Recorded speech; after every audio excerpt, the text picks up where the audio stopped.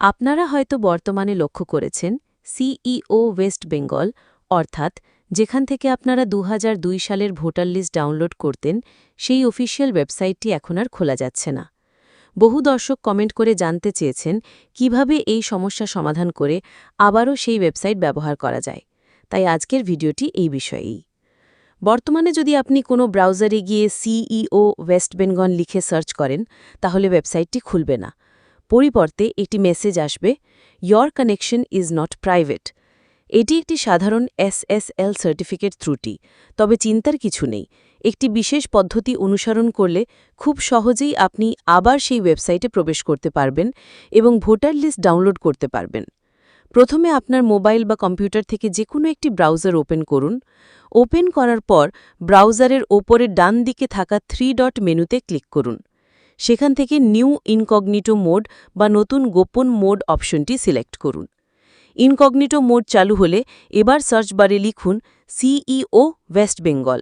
Search করলে সেই একই ওয়েবসাইটের লিঙ্ক আসবে, তবে এবার নিচে আপনি অ্যাডভান্সড অপশনটি দেখতে পাবেন। ফোনে এটি নিচে থাকবে আর কম্পিউটারে ওপরে আসবে। অ্যাডভান্সডে ক্লিক করার পর আপনি পাবেন প্রসিড টু ceo.westbengal.nic.in আনসেফ এই অপশন।